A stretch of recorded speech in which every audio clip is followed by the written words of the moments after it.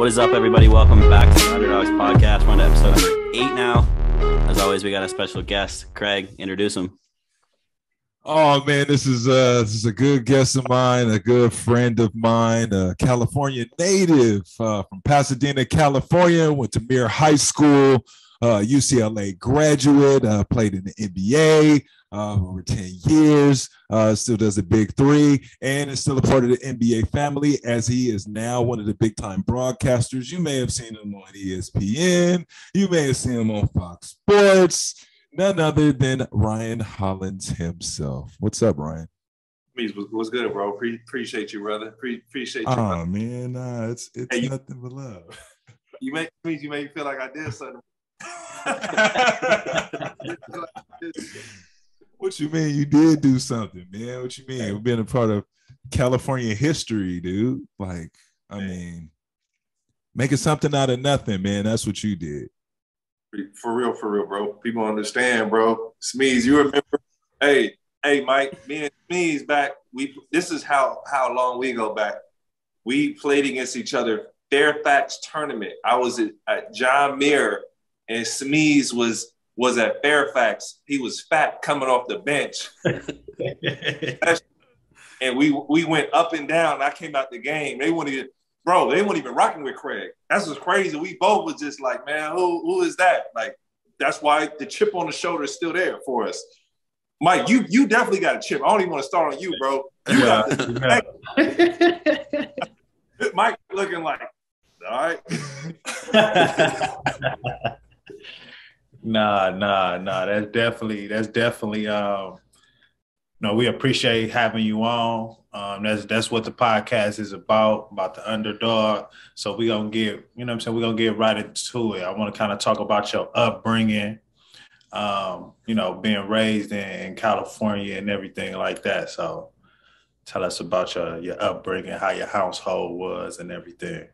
Man, I was fortunate to have my mother and father in the house. My dad was Superman. Like that work ethic comes from somebody. Whether mom, dad, grandma, my dad got up at 4:30 a.m. every morning to go to work, then came home, still was working out, running, doing stuff. He would help people move. My dad he was a giver. He was a giver. Man of God, did everything, man, and just really instilled that work ethic into myself. But, for me, I grew up in Pasadena, California. So obviously it's the hood. So, Mike, Craig, we love trash talk. We love that environment, bro. We were looking, where are we hooping at? Where the runs at? We just was riding our bikes. We was walking around. I'm thinking about it. We used to ride 3 miles to go hoop somewhere, bro. Pile into one car, just go hoop. Like, we loved that. That was the environment. So, like the trash talk, like you had to back something up. Like we played for pride. It meant something to you. So that's how I grew up hooping. And I was always, I was a skinny, me and Mike, we were the skinny kid on the court. Craig, you were the fat kid. Like, you saying I was chubby, okay? I was fucking chubby. Bro. Yo, you went to prep school, came back. But look at me now, though. Look at me now. I've come along. Bro. All that fat turned into muscle, bro. I was jealous. I did it in one summer. Dog, I've been working 10 years to put on some muscle, bro. Like, but for real, like, Mike, you know it. Yeah, for sure. Guy in the hood on the court, or wherever, they're gonna try you, bro. If you're not, you're either gonna have to fight or be ready to fight, or they're gonna bully you. So that's why I grew up. That's why they be like, "Yo, Hollins, why you foul so much?" Because I'm like, bro, you know where we played. Your face be so serious too, though. Like sometimes you be looking like a serial killer after you foul too. You look. You ready to what's wrong with you? Just in case. Mike, they're gonna try you, bro. If you see a tall, skinny, light-skinned cat on the court, bro, with all due respect, you gotta know how to fight or be willing to fight, or like, you know how it is. As a hooper, keep it a buck. You just gotta show you ready. I ain't scared. You gotta show you ready. Like, you know what I'm saying? You good, they ain't gonna mess with you. But like, that's always what it's been, because low man wins. That's why I can't stand playing against Craig. The smaller guys would get up under me, ride me, do that stuff. So if you didn't hold your weight, you're going to look trash on the court. So I grew up with that type of fight mentality. It's crazy. Like, you see it now. If you got a 7-foot kid or a 6'7" kid, he's off the private school. He's pulled out the 8th grade going somewhere. We didn't have that. I walked to school at John Muir High School. My high school coach wasn't planning on having an NBA player, you know, but I was such a late bloomer. So for me, it was developing, it was fighting, it was learning how to play. It was a grind. And, you know, I didn't play organized basketball. I played in the backyard. I played in the hood. I played on the street. So I didn't know any of the fundamentals of the game. And I had to play catch up my whole entire career. So means, you know, like that's all of us. Like, I'm playing catch up. There's no one like Craig. I don't know how you had footwork out the hood, bro. Like, you had crazy footwork. Like, I don't know where it came from. Like, I was like, dunk it or block it and play hard, you know, and that was really my mindset. And, you know, just having to fight. And, you know, I'm outweighed. You know, it's me. We came into the NBA with, you know, Shaq, true traditional power forward centers, Yao Ming, Tim Duncan. You know what I'm saying? Like, every team had a dope power forward or center. I'm outweighed 20, 30 pounds in my position every night. You know what I'm saying? So that's even going back to college. You know, power forwards in college, 6'9", 7 feet, 250. I'm 220, bro, playing a five. So soaking wet. Dog, I came into college, bro, 6'11", 205. Dog, I used to lie on my weight on the thing, bro. But, you know, Mike, like you said, I grew up with my pops. It was amazing because we go in the backyard and we would hoop. And we would, he would just beat the crap out of me, bro. He would throw me in the bushes. He hit me. He'd bang, like, get up, let's go. Like, so nothing faze me, bro. My dad outweighed me by 100 pounds. So y'all gonna hit me, you know? And I think I'll give you this story about my pops, man. We used to play in the backyard, you know, all the time and hoop. And that was like our Sunday thing. You know, we go and play. And, you know, one day I was talking trash to my pops because, you know, I had beat him, but he was hew the rules for me. So he wanted me to be able to shoot from the outside. So he said, every time you're outside in the paint, I'm not going to guard you. I'm going to let you take those shots. When you're inside, I'm going to guard you. And one day I messed around and just got hot, fortunate shot, and I beat my dad. And he would only take jumpers. He wouldn't take me into the paint. So I start trash talking him. Man, I'm gonna smash you, pops. You know, you got beat by me. Your day is done. You know, I'm 10, 11 years old, bro, and I'm talking crazy. Like, I can talk crazy even at a 10-year-old. My trash talk is different. I get it from my pops.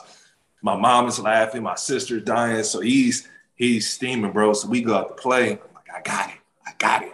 Dog, he said, okay, since you so good, the rules are off, bro. He start backing me down, spin moves, you know, hook shots, jumpers, all that. My dad's not a basketball guy, but he's murdering me, bro. So I'm getting so mad.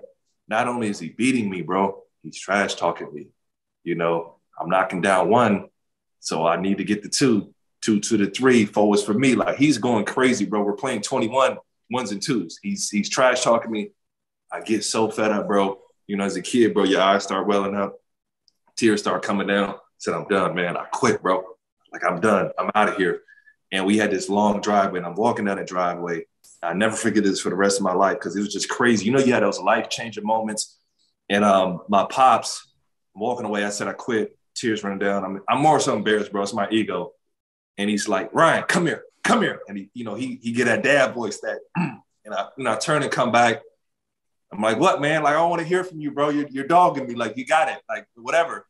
He's like, listen, son, if I don't teach you one thing, is for the rest of your life, you make sure that you never quit. Make sure that anything that you start, you finish. And I don't want to see anything less from you. So he lightened up a little bit. We finished the game. My ego, it was really my ego and my pride was on the 20, bro. And it changed. But from that day forward, I can't quit, bro. Like, I was cut at John Muir High School. Probably should have quit. I wasn't starting, you know, I as a junior, you know what I'm saying? I was playing, you know, 6-man, you know, couldn't quit. UCLA, I'm on the bench my senior year, couldn't quit. You know, NBA draft, 50th pick, could have quit. Go to Charlotte, 5th or 6th year, end up getting waived from the Cavaliers. Things were ugly. Didn't really know my place in the NBA because, you know, we transitioned from a young guy to a veteran where we're not just thinking your potential. You got to be able to play. Could have quit. Had to revamp myself. But, man, we hit those dark times, and I'm so thankful that my dad did that because I hit so many of those same emotional, ego-filled moments in my life where only thing you can go on is faith, bro, because there's nothing that you can see tangible in front of your face that tells you we should keep going. But I'm so glad because of that day that if he let me walk away, bro, I probably keep walking away for the rest of my life. That's a real spill, man, and that's very valuable information because I always believe can should be in a man's vocabulary, you know, and I feel like there's a lot that goes on where we don't get encouragement like how your pops was to you to be like, hey, if it's one thing that I teach you is this, like always fight, and like that's very, very valuable information. But it's also valuable to know that you've been playing 21 with no fouls since you was talking about getting thrown in the bushes.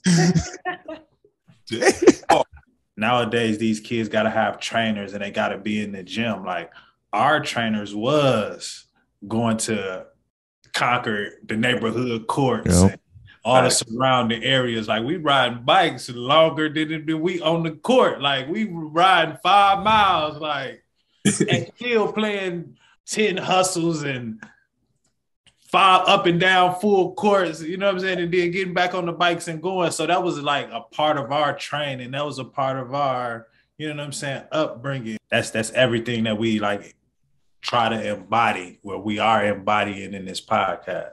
Appreciate it. And Smeezy, to your point, so this was the court, bro. My pops, he like me, he's stubborn, bro. He gonna do it his way. So the court, in his mind, he said, Ryan is gonna be dunking one day. So it was like a foot long steel pipe in my backyard that he cemented into the ground that wouldn't move. Right under the backboard. So if we going under the rim, bro, you're going into it was next to the neighbor's yard, bro.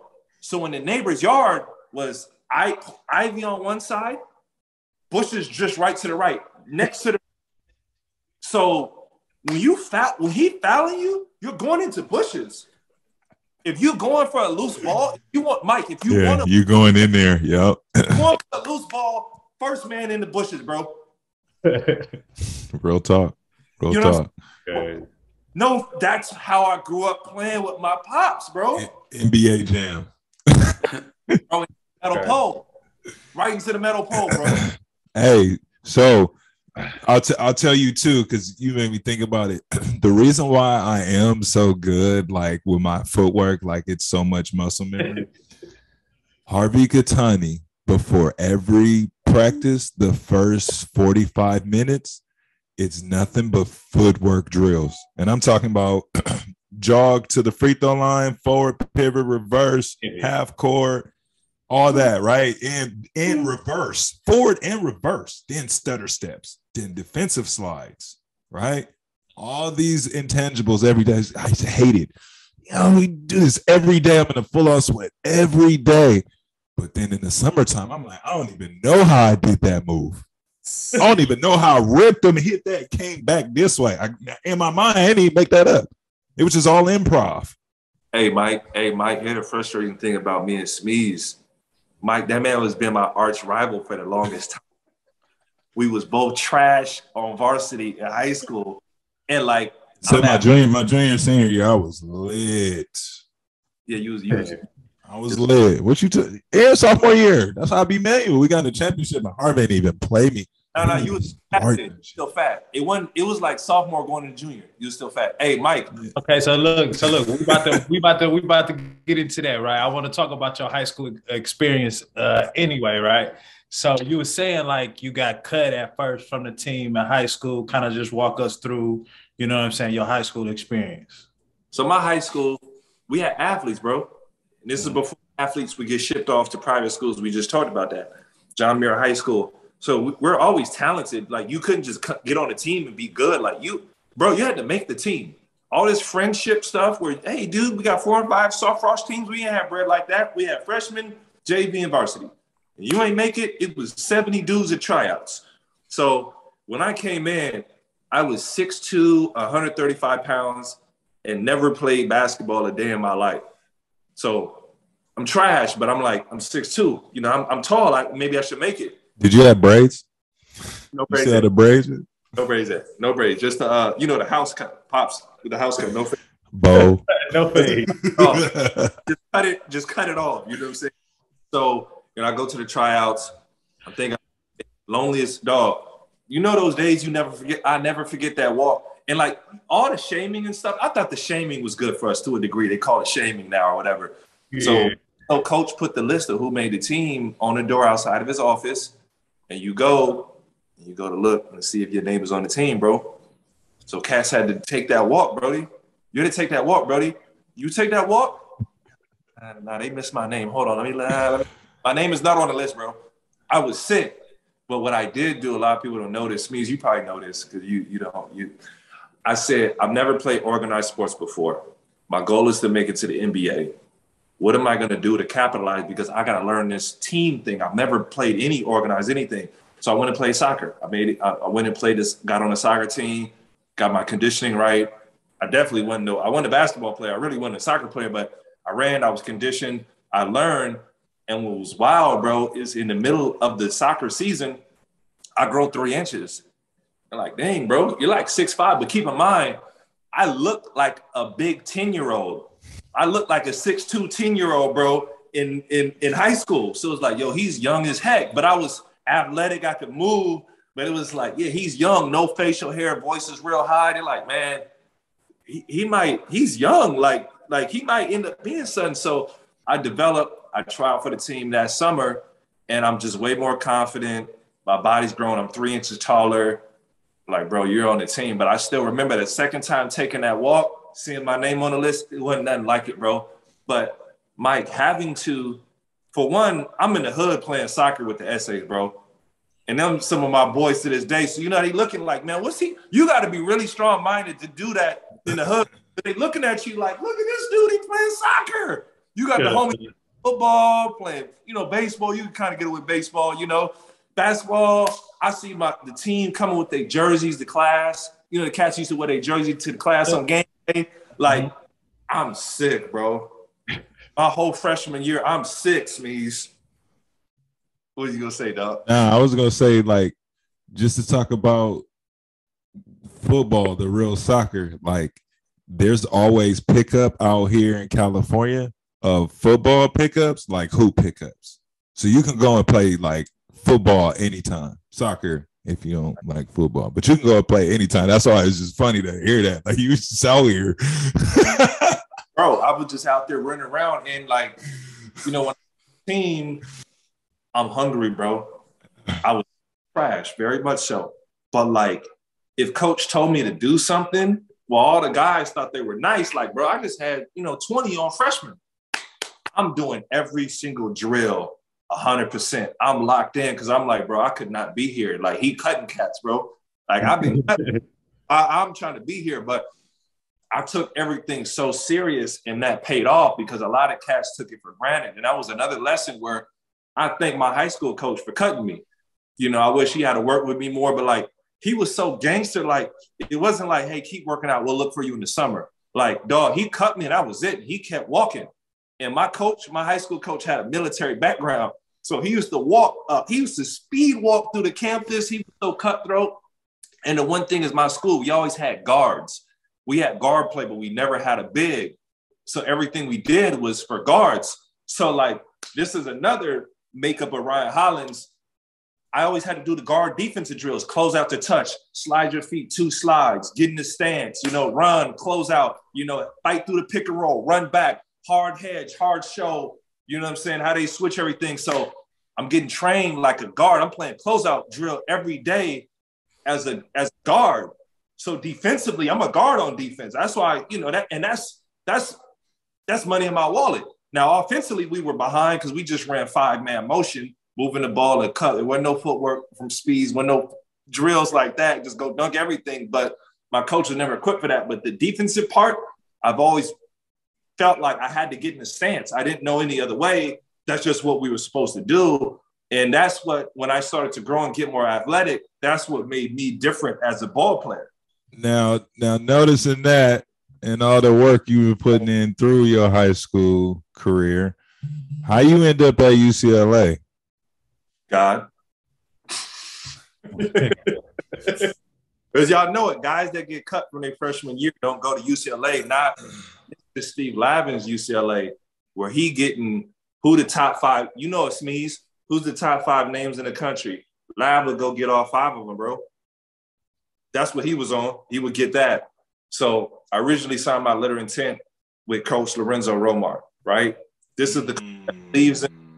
He like, you got a midi. We're going to work on your midi. Now it's a 3-ball. He like, we're going to work on your midi. You're going to put the ball on the floor. You're going to be Jelani McCoy for me. People forget Jelani McCoy was a national champ, all-time leader in shot blocks at UCLA, world champ with the Lakers. Dog, that's big bro right there. Man. So, man, this is dope.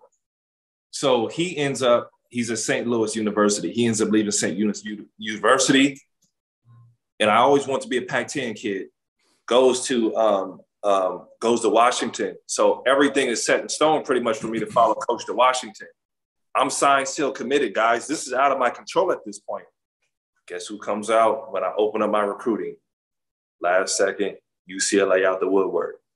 So now I got to make the choice to stay with my high school sweetheart or go with the new fly young thing that don't care nothing about you but your money. And that was UCLA. And I just made the choice, one of the hardest decisions of my life, because I always had it in my mind, I was going to go to UCLA, but it was going to be glamorous. Like I was going to be that dude. They're going to pick me up and I would go kill, average 20 and go to the league. UCLA never came calling. So me making a choice at UCLA this time around was these people care nothing about me, but I'm going to go use them to get to the league, because I looked on the list and I said, every single starting center at UCLA went to the league. So I'm like, if I start here, I'm going to the league. You start, you're going to the league. That's just in stone. So I figured I was already behind. I had my work to make up there. And that's what really the deal was. And like, I couldn't tell at Washington that they were going to be Washington. So as Romar comes in new, check this, he's telling me this, bro. He's like, look, man, we got a guy who's 5'9", maybe 5'8". He can do any dunk you want to see. He's an all-world track star. He's a football player. I think he has a chance to be pretty good, and we could probably bring him over to basketball. Then we got another guy who put his name in the NBA draft. Something happened, but he's coming back to school. We think he could be pretty good. He's athletic, and he has a chance to maybe take us to the next level. We got him. And I'm like, man, whatever, bro. These guys aren't on the team yet. So I'm like wishy-washy. Well, that was Nate Robinson and Brandon Roy. Nobody knew at that time who that was going to be. So I go to UCLA. They go there. Washington pops off. UCLA, we were trash. Craig smashes us with our sophomore or junior year. They came back home. Him, Dudley, and Sean Marshall smash us. And then we take off my senior year when my back is against the wall. I got something in my mind, bro. When my back is against the wall, I swing, bro. I swing. We might be neutral, anything, but you put me against the wall, I'm swinging. And we end up making it to the national championship because I had pretty much had nothing left. But that's because all region. Yeah, most valuable player in the region. You know what's crazy about they one of the dopest stories, bro. Like I love my pops. Like that's to this day he's not here anymore. When I got that, he knew me getting cut. He knew my struggle. He knew everything I went through. He knew the teasing, the fighting, everything I had to do. They said when they announced me as the most valuable player in the region, he just broke into tears, bro. Like he couldn't even hold it at that time. But like just to give my father those gifts in the time that he was here on this earth, there's nothing about it. Like to pay forward what he had instilled into me on a day-to-day basis, to pay him back in those respects and give him those moments, like you can't touch it. Said that boy out and been thrown in the bushes every day and became MVP. Rest in peace to the late great. Oh man. For real, I knew it. That's what that shit. That's what that was. Hey, my dad was so. I call him the respectful LeVar Ball, bro. If I had 15, 20, and we lost, like he didn't care about nothing else, bro. He was such a I had influence as a teen father, bro. They didn't care about nothing else. I love this boy though, man. That ain't like that's normal though. Like, but I get what you're saying though. I get what you're saying. That's why I've never been mad at LeVar. Never been mad at him, bro. Too many of the homies didn't have a LeVar, didn't have a Pops that was like, you on one. I've never, all that, every time, y'all know, every time I went on TV talking about him, I've never been mad at LeVar, bro. Now, as a son, you got to tell Pops to chill. As a son, I've never been mad at him. Hey, yo, Pops, chill. Yeah. You doing way too much. Every one of his kids went pro, so you can't really blame him. I mean, No. He's a genius. No, yeah. He's a genius. Like what he's doing, his actions speaks louder than his voice. So therefore, you can be voiceless. Yeah. You know what I'm saying? It's just that voice that just kind of like it's doing too much. But that man is genius. Watch LaMelo hear his pops in the head, putting that battery in his back. Yeah. Melo probably the only one that really know how to deal with it. Like Melo don't listen to it. Melo be like, all right, I'm still gonna do whatever I want to do. Like because he got to see it all as a youngster. You feel me? He was in it all since he was young. That's why I always felt like he was gonna be the best one to me, in my opinion. Yeah, I want to jump back to your high school experience real quick. You said you played soccer, Mike. I know you played soccer too, right? Yeah. I wanted to chime in on that too. That like so, soccer was like my first sport. Really? Yeah. But I started playing when I was a shorty though. I played like when I was probably like 7, 8 years old. Like, didn't want to play football. Like we're not putting him in football. Or what was that? Nah. It was soccer. You know what I'm saying? Like that was my first sport. You know what I'm saying? I thought I was gonna play soccer. Like I thought that was the thing to do. Like I was real life like a soccer kid. Mike like, Taylor, MLS star. And, we need to like put some with his head on there too. So like with a little soccer. So when you were saying like soccer, you know what I'm saying? You got into soccer. Like I understand the concept in that. Like basketball became when I started playing basketball, like it was so much easier because the concept of soccer is pretty much the same, but if you follow the ball in soccer, like being a defender or being that, like you did. Yes. You know what I'm saying? So conditioning. Oh yeah, conditioning at an all-time high. The practicing, the conditioning, that's like at an all-time high, and then just your coordination with moving your body, being able to shift your body. You know what I'm saying? Like, Craig, did you play another sport growing up, or was it just basketball? I actually got offered a scholarship. UCLA offered me a scholarship. I ran like 2 routes for football. I tried baseball, volleyball. He was in a taco eating contest.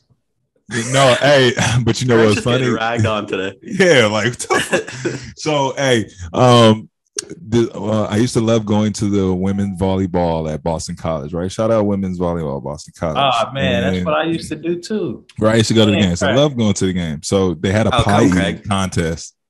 Why I was fans because I was fans of the girls. They were like a part of my class. Okay, first and foremost. Yeah, you were okay.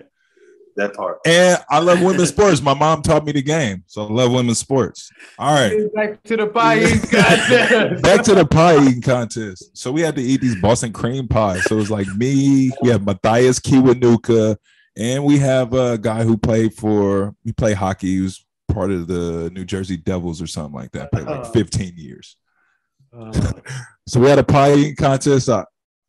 First of all, I finished in like a world record. I'm gonna be honest. They need to have they should have Guinness out there. I had the whole pie in like 20 seconds, something sick like that.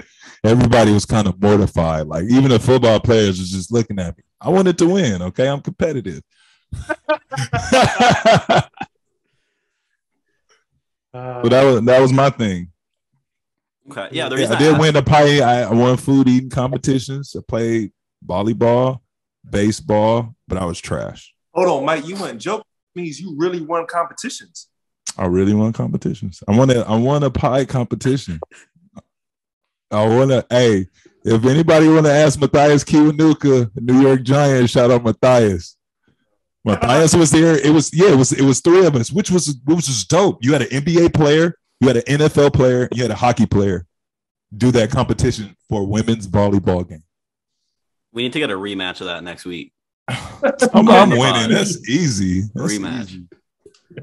I'd rather drink like lemonade now or something like that in the competition. I don't know about pie. Oh, This is vegan pie. I'll tear a vegan pie up. Okay. The reason I wanted to bring that up, though, is because I went to school for sport management. And I remember one of the debates we had in one of my classes was if athletes should specialize in one sport growing up or like be diverse and play multiple sports, hit all those different, muscle groups. And it's interesting that every single one of you played a different sport and didn't specialize in just basketball. Well, it brings you different elements. I did track and field at high school and at UCLA. I got third in the state in triple jump. And that's another element. We talked about how my coach instilled the defense that made me special. The high jump made me different. So did it?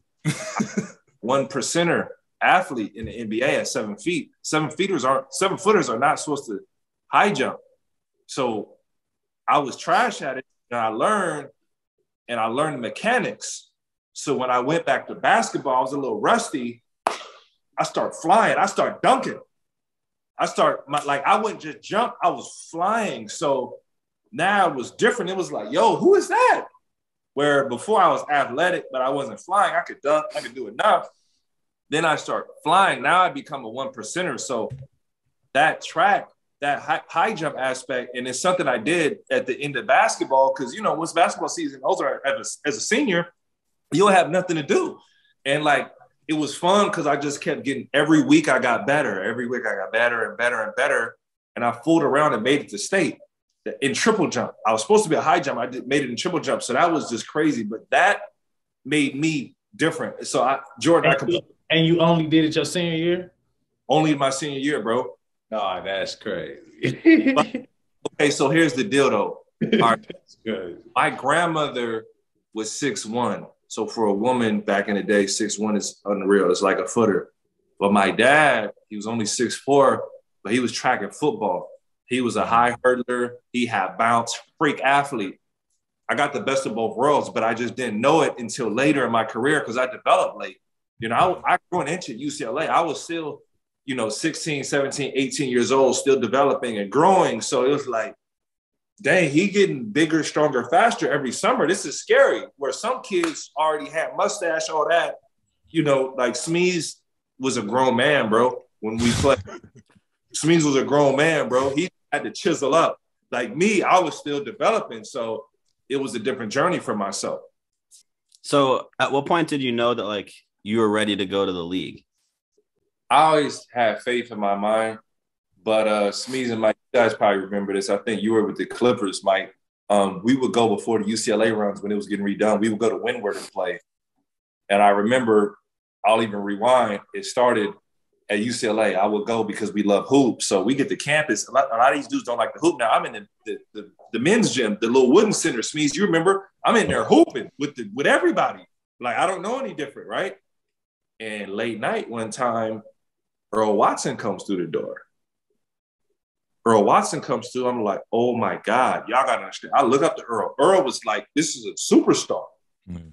We start hooping and I'm losing it, bro. And Earl, I never had a point guard in my whole life, bro, like that we played with, on that level. Earl is throwing half court lives. He's throwing it off the backboard. I'm banging out. I'm like, oh my God, this is crazy. And he's like, hey, tomorrow, pick you up at 9 a.m., be outside the dorms. Earl, I got class. Forget class right now. So I go, get in this Escalade. I'm like, dog, where am I going? I'm a week removed from the hood. I'm with Earl Watson going to play. So we get to Windward High School. I don't know where I'm at right now, honestly. I didn't even know what Windward is. I'm a Pasadena guy. Pasadena is like the country version of LA, bro. Right? Yeah. So I get to Windward. I step into the gym. I'm noticing the cars are different.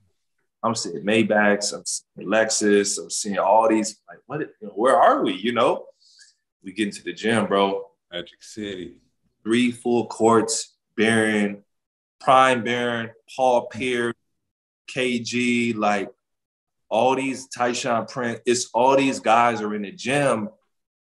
And I'm like, where am I, bro?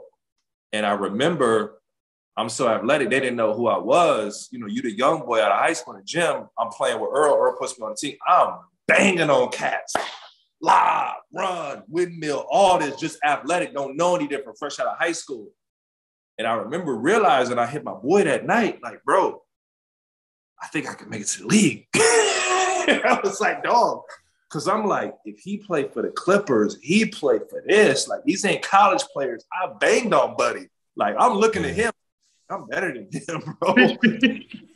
I could make it to the league. Like, and that was that, like, that confirmation. Like, I always had faith in myself. I always knew I had to work, and you can make it, right? Then it was like, nah, buddy, like, he's in there. You can be in there. Shout out to Earl. Shout out Earl. So after that, we finally get to draft night. What was your draft night like? Chip on my shoulder, like pride. I had gone through a rigorous draft process where I probably worked out for every team twice. They kept calling me back. I was in the best shape of my life. I finally added a little muscle. You know, I'm benching 225 now. Bounce is crazy. The only recorded number I got back. Some of the teams just kept my records, but they wouldn't tell you because I guess they want other teams to know. I had a 43.5-inch vertical. I'm working out with Rico Hines, who's now a legendary trainer now. Smeeze, you know who's Rico. Shout out Rico. I was Toast's first draft class, like talent. So with Toast, at that time, Toast was not on no skill development. He was making dogs. We was doing like put up or shut up. He was Rico used to run us so hard, like I was on one, man. Smeeze, you know it. Right there, we training for the draft. So I was banging on everybody. I was doing stuff. I was seeing guys, you know, you had a chip on your shoulder, like, man, he averaged 20 and 10, but I jump higher, I'm faster. I had the Portland Trailblazers sat down with Coach Nate McMillan. I sat down with Lawrence Frank with the Nets and the Seattle Supersonics. There was a couple teams that pretty much told me, like, yo, we're going to take you. You know, I felt like Portland, top of the first round, top of the second round would have taken me or late first. I felt like the Sonics, there's a lot of teams that expressed high interest.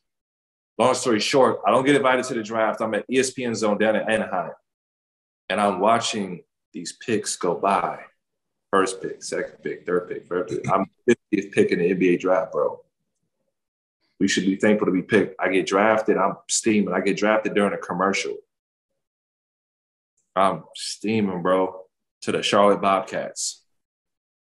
And next thing I know, they're celebrating. My dad, you know, Pops is corny. He's like, yeah, you did it. And I'm like, man, stop, bro. You don't know. You're getting excited.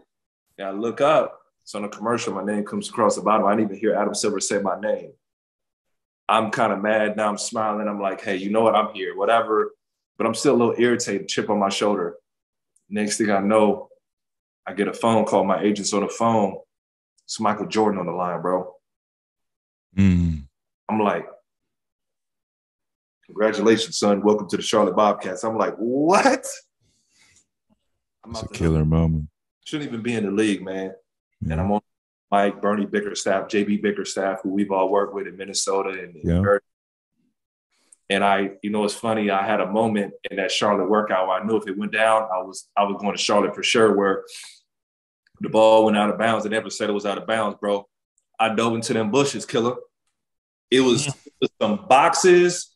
It was like training equipment, and we were going after the loose ball. Tell me I wasn't in my backyard in the bushes. I just thought about that. I never even gave it that bar on any interview, bro. And I dove in them bushes after the ball and got the ball. And when I did that, I think they knew. And it was another thing I did. I knew I was going to be a Charlotte Bobcat. We would do the dunk drill. They call it Superman drill. Keep in mind, I've been doing this drill with Rico Hines every day. Everybody else wasn't doing this. So they said, dunk the ball until you can't dunk anymore. First guy goes 5 dunks. Second guy goes 10 dunks. Third guy goes 15 dunks. I never stopped, bro. I got about me, stop, bro. Stop. Right. I got about 100 dunks in, and they said, you stop a couple more. And you know, Rico, I windmilled the last one. That's what I was on. Rico had us so like, I'm on kill mode. I was like, I'm being Charlotte Bobcat at worst. Yo, I like to take claim that I was the first player that Rico molded. I was at, this is Bailey's first camp. Rico's still in UCLA, but he's a counselor. Rico was a counselor there. I got MVP at the Toby Bailey tournament. I always going to remember that because for me, that was the first time I saw Rico and knew what he was destined to be. Dang. I didn't even know Tobe had a camp. That's how I go. But now that you in the league, right? Got drafted, got in there, now you preseason, whatever. What was your welcome to the league moment? Marvin Williams, bro. So we came in, Mike, you know this, Smeeze. You played. Smeeze played his because he was physically ready, dog. Like, me and Mike had to sit, bro. We ain't really play. And Bernie Bickerstaff was so old school. People don't know in the league, you used to only be able to dress out 12 players, bro. You had bro, I was on that inactive list with no injuries or nothing for pretty much the whole season. So I didn't even see my NBA jersey. These cats be taking it for – I didn't even see my jersey. You had to make that 12 active and you might not get in. That's me, a day oneer. But for me, no. Me and Mike, no. So I remember something happens, I get a chance to play, right? I get in. I actually have a really good game against Atlanta. I play against somebody else. I get some dunks. I bang out all my hard work. They were like, oh, my God, he jumped so high. So they don't say nothing to me. I hadn't played the whole season. And Bernie's like, Ryan, you're in. I was like, dog, I don't even know what to do. I had never gone in an actual game. I just did like preseason. Dog, I go into the game. I'm like, dang, this feel different than preseason. This is different. This ain't like practice. They ran a split action. Remember, Atlanta always ran that split action. They would run those cuts with Joe Johnson and Marvin them.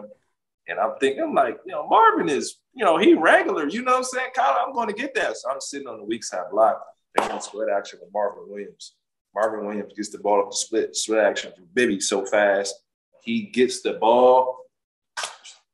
Boom! It punches it. I am stuck looking like this because then I didn't realize, for one, Marv has bounce like I have bounce. These are NBA athletes, and how quick the game goes where you got to rotate over. And I just remember being humbled, and it was like, no, these guys are different. The game is fast. The game is serious, and it comes at you quick. So you got to be ready. And those were my last meaningful minutes for a while. But he threw me out there, but it was like no warning. Like, all right, sink or swim. Like, go figure it out, So it was definitely, that was my moment. Like, nah, bro, like, you'll get banged on by a guard. I mean, I know you kind of talked about it. You kind of got into it a little bit. You know what I'm saying? But go into depth a little bit more about that rookie year and what it was like. Like, I was a 55th pick out of 60. So it was like certain, like, you had to make the team. It was like certain things in these contracts that a lot of people don't know, that it's like the bottom of the bottom right there. You know what I'm saying? So, like, you was just saying some things that, I know about because I was in those shoes. You know what I'm saying? But can you kind of, like, go into that just a little bit more, how your rookie year was mentally, those adjustments that you had to make early on in that first rookie year? You have to prove and establish that you're an NBA player, for one. Mm-hmm. But two, I went to the draft. There are a lot of question marks. This guy was on the bench his senior year that his team goes to the championship. Is this a mistake? Should he be here or not? A lot of the homies didn't make it and stay in the league, So we're really not supposed to be there. And then cats want to hang out and kick it. And it's like, bro, we not on like that to kick it, or we can't go not diving after the loose ball, And by the way, I knew I wasn't going to Minnesota on the workout because Craig wasn't there, but all that Kevin Mikhail could talk about was Craig Smith, by the way. So I always told him that. So we knew that was a lot. Hey, can you tell people how Mikhail sound like Macho Man Randy Savage sometimes? Yes, bro. Yes. Super OG, super like confident, like legend. Mikhail legend, bro. Yeah, brother. Yeah, brother. So, like Mike said, I remember going to summer league. I twist my ankle in summer league, but I'm not a lock to make the team. But they knew the type of athlete I was. They knew that I had a chance to develop, and they knew I was going pound for pound. Like, Emeka Okafor he's the guy there. Mek was 6'10", 275. He was the complete opposite. You had Sean May there, fresh out of North Carolina, killer, 6'9" with footwork, could run the three and shot and all that. And 275, 280, like, I had some real dogs in there. Nah, he was like 3. No disrespect. I love Sean. No. Shout out Sean. Before he put the weight on. Sean, okay. Before he got hurt, he was like 280, but like he could move. He could run the three. Yeah. Sean legit could run the three. Sean is one of the best players that you'll ever not know about. Yeah. Because for real. And that's something, shout out to Sean May. He always feared it because his father was derailed by injuries, and Sean ended up derailed too. I had one practice. I swear to God, bro. We were practicing doing a drill. Mike, bro, I got every single rebound. We doing a drill. I got like 15 offensive rebounds in a row. And I can't make it up, bro. And it was like, nah, I'm on. So like I was having these moments where you like, ooh, like, and I knew I had to impress from Rico. Rico put in my head, if they don't know your name by the time you walk away, bro, like there's something wrong. Like you need to make me walk out the gym saying, I just saw something I never saw before. So we used to have a drill called Bobcat Pass. So I will always try to do something. Bobcat Pass, we love those words because why? It meant practice is over with. Bobcat Pass, you outlet to one guy, throw it ahead, he takes a layup, kick it ahead to the next person, he takes a layup and you out. Every time we did Bobcat Pass, I'm catching that thing full range windmilling. Like, you know what I'm saying? So they're like a 7-footer windmilling from the free throw line. What the heck?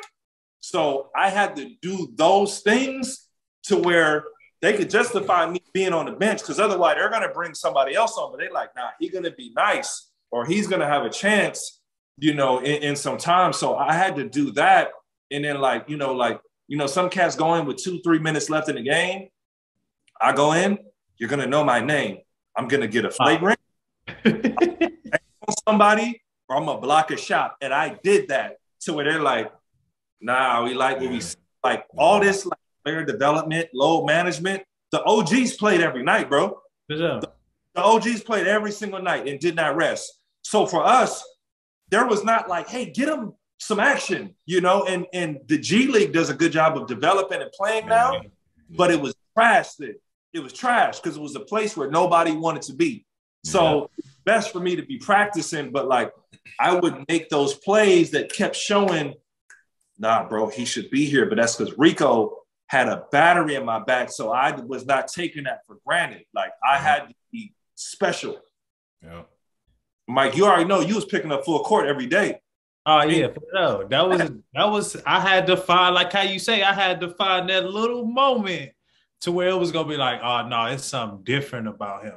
And that was my niche. Like in practice, I was that way every day. Like Barry knew, like, oh man, I gotta tie my shoes up today. Like, like gonna be ready. Like everybody knew that. You know what I'm saying? But I knew that was like, I noticed as I would watch other teams, and I'm like, oh, they not picking up in the backcourt like that. Like, oh, they loose with the ball in the backcourt like that. They better tighten up because by the time I get out there, it's gonna be a whole different thing, right? I need that. That's a steal. That's a possible transition layup, a dunk or something. If I can get a good clean steal, like those the ways that I was figuring I could use my talent, that little something to keep them like, okay. Because guards is something different. In the NBA, that's rare. The NBA we came into, it was 1 or 2 or 3 star players. Mm-hmm. They took shots. Oh yeah, for sure. You sat in the corner, bro. Mm-hmm. That's that's a thing that's has fallen from the game. It's positionless basketball, which a lot of that stuff would cater to us being in them positions and knowing how to play multiple different ways and how to get it like that. It would have catered to our games a lot more if we wasn't locked into those, you know what I'm saying, to the position of basketball, because that was one of the things that killed me too, you know? But being able to just hear it from those point of views, that's kind of a lost conversation too as well. You got to be special. You cannot take it for granted. And you got to do something to impress. They got to justify why you here. Yeah. And you definitely did. I mean, you made it, 10 years? Mm-hmm. You found the way. 10 years, bro, for a guy who definitely wasn't supposed to be there. And then, like, I know all the homies who's better than me, guys who's better than me, didn't play 10 years. You know what I'm saying? Around year 4 or 5, they start treating you different. 1, 2, you kind of like, I'm good. Then you like, the phone is ringing. 4, 5, 6, it's different, bro. It's different. Talk about in those 10 seasons, though, being a journeyman. How was your mindset through that? Because I know we already talked about you saying you weren't supposed to be here. I already know you had the chip on your shoulder. But what was your mindset of those each year possibly being in a different city, having to live in a different city, have to be away from your home, you know what I'm saying, away from your family, in a new situation, new teammates? You know what's crazy? I had to go from being potential to being on the floor thinking that I was going to be Kevin Garnett. Because, you know, we work out like we KG and Tim Duncan and BD and Jason Kidd every summer. You know, we work out like that. Then it's like, all right, when you get in the game, what do you do, though? Because our NBA, these dudes are doing workout moves, dribble, step back, sidestep in the league now. We didn't get to do that. So around year 5 or 6, I had to narrow down, what do I do? I couldn't be out there turning the ball over. I couldn't be out there jumping on pump fakes no more. Like, I had to play sound winning basketball and bring something to the table. I always attribute Kevin Garnett for saving my career and getting me 10 more years. And Smeeze, you had KG. When I got KG, I was a good defender. I was athletic, but I didn't know how to put my imprint on the game. And Kevin Garnett was a guy that could speak the same language of a 7-footer who was athletic. Like, no, you're going to front the guy on the elbow, and if they throw the lob, you're going to go steal it because you're athletic. Do that. You're going to run the lane, and you're going to get a dunk, like, by doing these certain things. So I had to learn how to give the coaches something that they could rely on every night. I had to learn that, you know what? People don't know that Ryan Hollins, I feel like I was the best pick-and-roll defender in the NBA as a big guard, whatever. I could show, switch, hedge, under. I can do any coverage you want and be successful. So on film, I had to be technically sound and erase all those mistakes. So that's how I got to transfer over. And for KG, you know, it Smeeze, like, he showed me where the game was such a business, or so numbers, or people would be complaining every day, teammates complaining. Like, you can play and have that same passion that you had in the backyard. You can play and have that same passion you had in the hood. You can play and have the same passion of, I'm trying to bust you up because this means something to me, not for a dollar sign, not for a coach, not whatever. And Kevin brought that love of the game back to me, and I learned how to imprint that in, and I learned kind of, the leadership, that's how you do it. That's how you take, instead of just being in the NBA, you take hold and you own what you have. And as a role player, just being maximizing what I am. Now, I can never be Kevin Garnett, but Kevin Garnett is sound with the game plan. He's sound scoring. He's sound defensively. He's sound from a team aspect. He's sound by making the correct plays. Those are values that you don't see those highlights on SportsCenter on IG every night. You know what I'm saying? That's taught me how to stick. So I was never going to be that scorer, but I learned this is what I could do. KG's a great teacher. I always said if I had 5 more years with him, I probably would have had $100 million. Oh, yeah. He would have put you on one. He puts you on and he puts you in the right situation. And that's when you play with a Hall of Famer of that type of category, like it does nothing but make you better as a player. It's like that easy. And that's why I always said like practices were so great, because it's just like I learned a lot from him in 1 year than I learned in few years in different situations. The best. The best. The best. I'm like, shout out Big Ticket, man. Shout out Big Ticket. Tickets go, bro. He the GOAT. Behind the scenes, bro. Real talk. Let's talk about playing for the Clippers in Lob City. How's that experience? Man, back at the crib. All three of us had that type of love, bro. It was the crib. So people understand, I was begging my agent, Ty Ramazan, at the time, get me to the Phoenix Suns, bro. Get me to the Lakers. Get me to the Clippers. I was trying to tailor my draft positioning to stay at the crib. I go as far away from the crib as I can to pretty Charlotte, North Carolina. So my whole first 5 years were on the East, pretty much far away from home, East Coast. So I went from Charlotte to Dallas, then to Minnesota, and then from Minnesota to Cleveland and then to Boston. I'm an East Coast guy. So now I'm getting thrown in the water, Shmeez, as you talked about, learning how to adapt in different cities.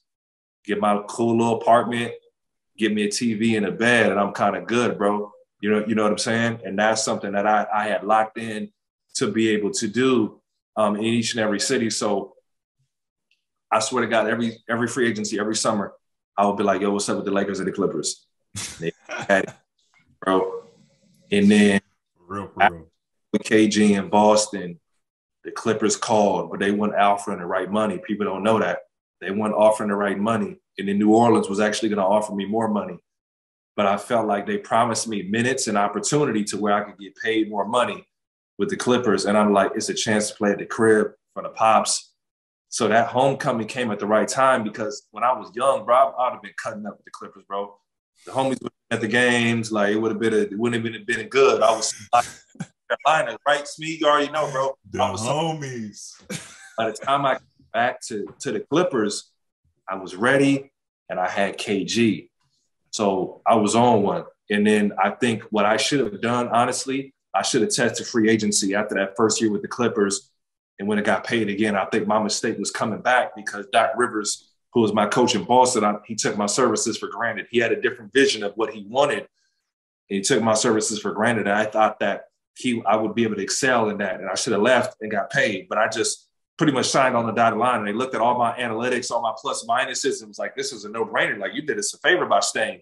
But I didn't know, in my lust for my zeal to want to stay home, I tricked off money because of what I want to be comfortable. You know what I'm saying? But it also, what it did is, this Jordan, like, I had broadcasting in my perspective by that time. So I got to take that broadcasting and say, maybe it's not basketball, but I'm going to amplify these relationships with ESPN, with Fox Sports. I'm going to do radio. I'm going to dip into all these things that I can do that I'm privy to in Los Angeles, where I may not be able to do this in another situation. Continuing on about like talking about, playing with so many teams, for specifically like the fans and the people that don't go to that next level, how hard is it to like learn all the new plays, get adjusted to all the new teammates, and learn all these schemes and manage relationships with coaches? Like, how hard is it to do that every single year? It's very hard, because there's a different vision in every place. So my best basketball, the way I played, I'm a role player. Smeeze was a scorer, Mike was a player with me. We fit good in systems. So a system or a team in chaos was not going to work, because they wouldn't value the little things. I do the little things. So Boston, I played good minutes. Dallas, I played good minutes. Those winning organizations, I played good, but just on a young developing team, I'm not a scorer. So they're going to value the scorers. Like, man, he went out and got us 20. We can build around him. You know what I'm saying? Me, I was the role player. I was the glue that fit. So those situations were best. And I was blessed. Me and my college coach, we may have not always seen eye to eye. He was a stickler for defense. He's a stickler for physicality. And if you did not know the nuance or the playbook or the timing or the plays, he was going to yell at you so bad, you'd be embarrassed. You wanted to make sure you knew it. So the playbook, I always dove into that. The defensive adjustments on who we're going under on him, over on him, whatever, that was like clockwork. And Mike, you know this, like in the league, you'll come out and we'll have at shoot around 2 or 3 different plays, 2 or 3 different adjustments, and we'll play different players different ways and then have second and third counters to that. So if I'm a big and I'm calling the pick and roll coverage for Ginobili, I'm forcing him to his right hand versus Tony Parker. Tony Parker is missing free throws. We're switching and going under. So I had to learn the math of the game where I couldn't just be out there just trying to I had to really, really learn and get in that playbook. But I credit my college coach for the details of it, the switching of the defenses, because when you play against great players, you got to throw different looks at them. And when we establish a great player, it's because they beat all your coverages. It's not that, when he opened, he hit a jumper. It's because, bro, we threw everything at Dwayne Wade, and Dwayne Wade still got 30, bro. We threw everything at Bron, Mike, and he still got 35, 15, and 5. You know what I'm saying? That's when you be like, nah, that's a bad boy right there. Yeah. For real. And then for the people that don't understand like the value of a role player, and people see like, oh, if you don't get 20 points, you're trash. Just the social media era in general, how toxic it is. How would you say like you were able to stay in the league for so long? Like obviously you were contributing something. Like let these people know, like, how did you like find your value in these systems? My numbers will never show up. Like Dwight Howard, like you're not getting the double-double against me. You know what I'm saying? Like Kobe Bryant, every time you drive him, beat her on the weak side help. The reason KG fooled with me because I went knuckle to knuckle with him, head butting him yo, this little dude is crazy. So for me, they knew what time it was. And then I was the type of guy, and I think this, Mike, means you noticed this we played in the hood. So in the big games, I'm going to see what you built like. I'm ready to play. I know if I look Mike Taylor ready to scrap, Smeeze is a double-double walking. Like, it's a lot of cats who was soft. When the moment got big, I was a guy that was there for that moment. That's never going to be in the stat sheet. But playoff time, I'm in a rotation. I'm ready to go. Everybody's not a dog like that. That's Rico Hines making me a nutso. You know what I'm saying? So it's go time. So that's not going to show up in the stat sheet, but this game is too big for him. He saw Kobe. He saw Shaq. He's scared. He saw Tim Duncan. He's not ready. It's go time for me. You know what I'm saying? And I have a way of locking in those moments. And what Kevin Garnett also taught me, to chime back to him, emotionally, I'll have a great game, dunked everything, blocked every shot, come out the next game and foul out. I didn't know how to manage my range of emotions. Kevin Garnett taught me how to relax and manage my emotions and play hard and insert that in the right spot. Because as a young guy, emotions breed inconsistency. But without your emotions, you never get to a 10 of 10. And as a young player, every once in a while they click, like, oh, you popping, he's on, and then he's off. So that was me, high, low, high, low, high, low. And then I found out how to manage and maximize what I could do as a role player, because it's just very rare that you see those guys that are 20 and 30-point scorers every night. They bring it every single night. Like those OGs are different because they play every night. So that's why when we give a cat the MVP of the league, he ate for it. Like Giannis ate for a whole season. You got to credit that boy. His motor don't turn off. Yeah. When you wake up and you could bro, Mike, am I lying? You get out of bed, Smeeze, after playing a full game and you hit, you can barely walk, bro. Yeah. You got a back-to-back. And then you got practice. And you got to go strap up and guard Baron Davis, bro. Come on, dog. They not trying to hear that you tired, bro. You're not ready. Yeah. You got to hear, because your body like, man, chill, bro. Done. It's over. Guy who's ready, who's been ready. That's where we talk about the chip on your shoulder. That's where I got 10 years, because they're like, nah, he's soft. Hollins is ready. We know he's going to play. This question is like a rhino's vision. And I want you to walk me through your favorite play of all time. But I don't want you to just walk it through. I need you to be detailed. I need you to explain the situation for me. I need you to explain the rotation, the play, how it came off, how you got the ball, etc. This stuff, high five lift. I get in the game in Dallas. I dunked it every single time. And you haven't played the money dunk every single time. In college, it was Arizona that I loved, and then baseline out of bounds. I forget what else we call it. But is it like a pick the picker? Like, how did you come off that play? This stuff, high five lift. Rick Carlisle's a mad scientist, by the way. Worcester Academy grad. Shout out. Yeah. Listen. And there was a play where Dirk was on the elbow, this left elbow, I'm on the right elbow. Whoever the wing was would be in the corner at the time. And Terry Stotts ran this a lot with Dame and them in Portland. Jason Terry would loop around and he would take a handoff from Jason Kidd, give it to Jason Kidd. Jason Kidd had the ball and he would loop around and him and Dirk would play a two-man game where Jet could loop around for the back door. He'd flare because Jet was fast as a shooter. He always liked going to his right hand. And if he didn't have it, he had Dirk right there for the pick and roll, or J Kidd could hit Dirk and they played a two-man game. So they would run this play the whole game, right? I would get in and the wrinkle was they would do the handoff. Jason Kidd would keep it. I was on the right elbow. He comes off. Me now, who's on the other elbow, Dirk. I'm not leaving Dirk. Nope. All I would do is spin lob. Jason Kidd is he's so talking about the details. Jason Kidd would look at my guy, take one dribble and put it in the air. And I dunked the ball butt naked every time we ran the play. Butt naked. Fist up, high five lift. You know, you start itching like, oh, like,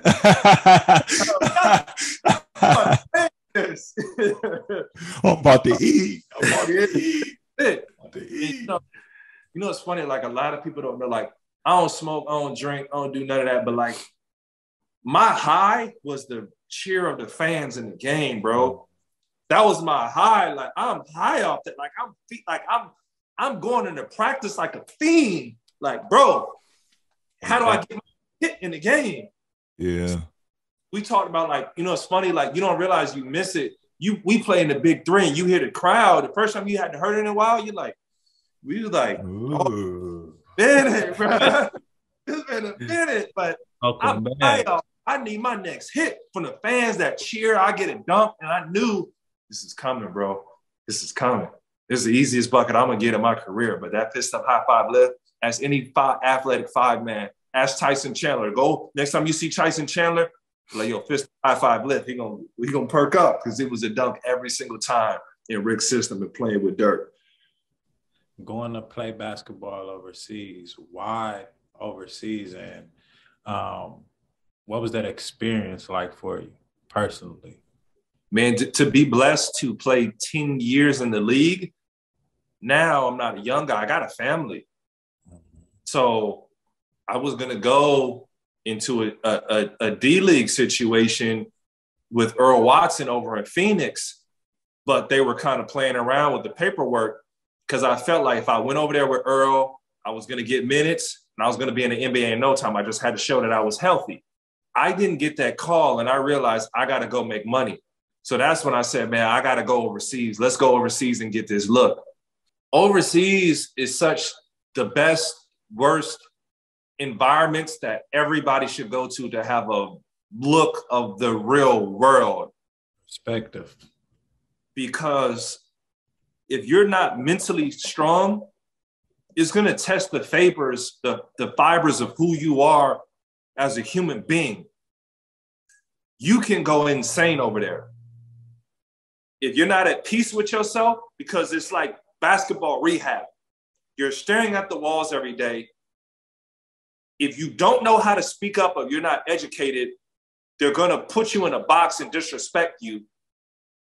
If you don't know where to eat, you don't know how to move, you got to learn how to move. So I was blessed because my first time going overseas, shout out to my brother, Horace Wormley, man, who's doing amazing things over at the district. Shout out, Horace. H.O. went overseas with me the first time. He's an overseas veteran. This is God again.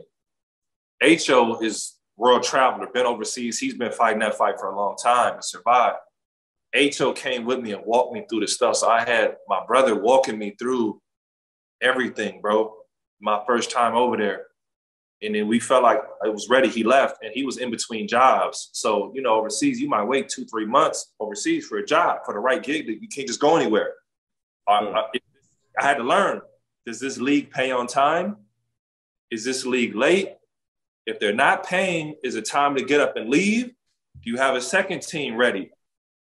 In Spain, it's all about the coach. I had to learn that. You can go score 15 straight points. You're going to sit down because in his mind, the system scored 15 straight points. When I went to Italy, as an American, he don't know basketball. So he like, y'all just go ahead and get loose. And he practicing us, running us into the ground because the team paid for practice time at the local gym. So we're going to practice and run. He don't know what we working at. The details are different. I had to humble myself. Like, I'm working on the pivots like Smeeze. Catch, pivot, catch, move. I just played 10 years in the league, bro. I'm not working on pivots. You get humbled and you learn the nuances of the game.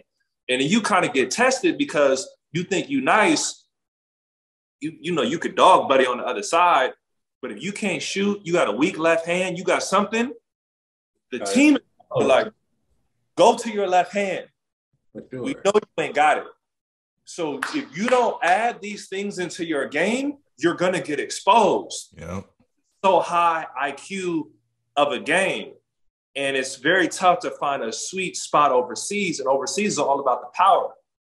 They have all the power. And they're like, yo, Suis, cool. We win more by you guys not living here. As soon as you either going to forget or you're going to work for years just to get your money. So you got to be ready to bounce. So when I went, people don't notice, man, it was a bittersweet day of my life, bro. When I lost my pops, I realized I never really had to mourn my pops the way I did because my uncle stepped in and he was my pops. I get a call. My daughter's born May 3rd. This is actually, March 3rd. People don't know this. March 3rd, my daughter's born. I get a call that same night. In the morning, my uncle passed away. My aunt is in tears. She's crying. I couldn't figure out what's going on. Why are you calling me the night my uncle died in his sleep? The owner tells me, go home, be with your family. I go. I'm not going to not honor his funeral. I come back, and they pretty much waved me and without me knowing because I went to the funeral. And then I'm sitting there with a newborn child overseas, and they telling me, yeah, give us your car back. Like, bro, you got to see me. You ain't getting this car back. But, like, they don't honor contracts over there. So dishonorable in Spain or certain places where, like, you know, depending on the culture, you go to China, you're going to get everything you ask for like clockwork. If you sign for the season, they're going to honor that. They believe in honor. A lot of other places, they're going to go after the money, you know, or, you know, team has sponsorships coming. They need you to win. It's very like, you'll talk directly with the owner like, hey, I need you to get 20 tonight. I need you to win. Sometimes you score 20 and they're going to send you home because they don't want to pay you. They're looking for a reason not to pay you. So it's definitely a game and you need experience. But H.O. was the best horse, man, because he walked me through a new world. I tell him, like, for life, I owe you, bro, because I don't know how I would have done it. A lot of cats, Squeeze, you know it, Mike, you know it. A lot of cats go over there and they can't make it. And Frank Robinson, too. Frank told me, he said, listen, bro, there's nothing like you ever seen in your life. Stop saying this stuff. They're like, listen, give the coach what he wants. He's going to ask you to do something stupid. My coach told me to go with the pick and roll, and then when my man rolls to the basket, turn my head and go like this one. Every good guard, Mike, is going to go right down my butt. Good job. I was like, good job. Oh, I had to tell him. Frank told me that, so I was like, yes, I'm going to do this. Yes, yes, yes. But in the games, I was like, nah. Yeah. Hey, we played Amari, Israel, all them guys. He's like, do it your way. It's like, do it your way, bro. Amari took our little dude, elbowed him, and boom, bang. He was like, hey, do it your way. All them subbing patterns was like, nah, we need you on the floor. All them, let me sub you out and do all that. You're like, nah, we need you out there. Like, go, go, go, go, go. Yeah. So I gotta say it was a learning experience that I think everybody should go through. I think we should be empowered as players to do that. And I'll never forget, it's made my skin a lot thicker. I moved different after doing that. You get tested as a man, bro. You go through different things as a man to see who you are and what you're made of, and it's sink or swim. You got two options. Yeah. I know you had mentioned, playing with the young Luka, and you was playing against him, and you was just, how accurate was your prediction of him being just ahead of his class? I mean, I know I've been overseas in my career. I've been overseas in like over 12 years. So I understand like the psychology in the game and knowing the pick and roll and just seeing how, advanced it is. And when I was first coming out the NBA, when I got to Serbia, because that was actually the first country I played in. It was 14-year-old kids on our team practicing with us that was on that young team, right? So they go through these academies and they train and bring these young dudes up. So I kind of understand, you know what I'm saying, what that process is, and being able to have one of them kids playing at a young age with professional guys and just knowing the different, X and O's and really knowing the X and O's of the game. It's just a different breakdown overseas. Because can you go into that a little bit? So the thing about the Spanish league that you have to appreciate or know, so there's no excuse for you not to be able to do your job. So if they run the pick and roll and your man helps off you and you can't hit an open three, they saw, how we be like, yo, hit a shot. They be like, yo, destroy the coverage. Every time he helps off, you make that shot, destroy the coverage. So if you can't make that shot, you're going home. That's for one. So if there's any flaw in your game, you literally have to do drills after practice to work on your left hand and work on your stuff. It's not like you can't take an NBA player down there, a college player, and be like, hey, bro, you don't do this well. You have to work after practice at like a kid, like Craig Smith said, like with Katani. So for Luka to start on Real Madrid was insane. Real Madrid, you got to know it, that's like the Yankees. I say the Yankees in a sense. The Yankees with the salary cap could just go and get all the best players. Doesn't matter about the money. I want number 1, 2, 3, and 4 best players here, and then we're going to make an offer at the next side. We're going to have all of the guys on the team. That's Real Madrid. So for Luka to start on Real Madrid means he knows how to beat every single coverage that's thrown at him. And there are no flaws in his game. Then he's 6'8". Then he's clutch because he's playing in front of big crowds. And then he's been doing it. Like you said, Mike, they throw a younger kid in practice with you, and sometimes they be trash. But you like, he going to end up being nice. He's practicing with us. He's practicing with an NBA player. Like if I had that, I would be nice at 13, 14. Mm-hmm. In Italy, I thought a little more. We had like guys coming in and practicing with us, and we're like, they're going to school later. And I'm like, practicing with a cat who was just in the league. Like, so of course he's going to be nice if you want to. So Luka was so far ahead that the NBA is now easy because he's like, we rely on our talent. They rely on angles. He knows angles. So Luka knows if you're going to go under the pick and roll, I'm just going to. He has to shoot the ball every time. Yeah, for sure. Spain, if you don't shoot and make it every time, you can't play on the team. We're going to send you home, especially at the guard spot, where now here we're so athletic, we can create our own shots. We kind of get away with not having to know the nuances. At the end of the day, Mike, I can put my head down. Yeah. Ask you. Mm-hmm. Luka had to have right hand, left hand, contact, finish, lob, everything. So he make that right play. Mm-hmm. And a bully. Smeezy's you playing point. Definitely. I love Luka game. That's why I knew it was a surefire pick, because I'm like, he started on Real Madrid? Yeah. Come on, bro. Mike, you know that. Like, come on, bro. Yeah. You don't do that. Yeah, you gotta be a genius. You gotta be borderline, like different, bro. Yeah, definitely. So you've seen him up close and personal. What do you think his ceiling is? He'd be the face of the league, bro. If he gets his butt in shape.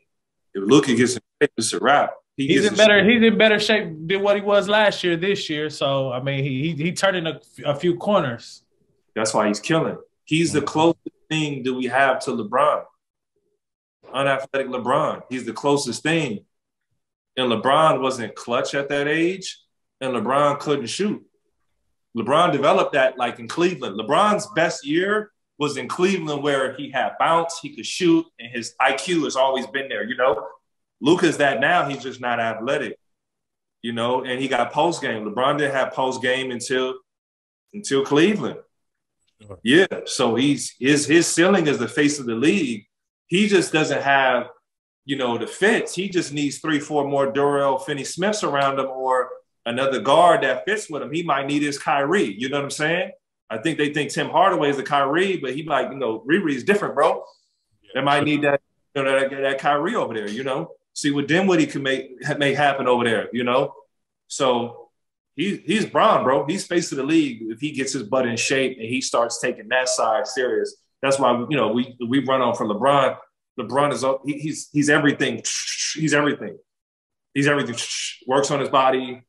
Jay worked on that. Worked on this. He's added everything to his game. All right, I'm kind of freestyling this little question right here. It's like a mental minute.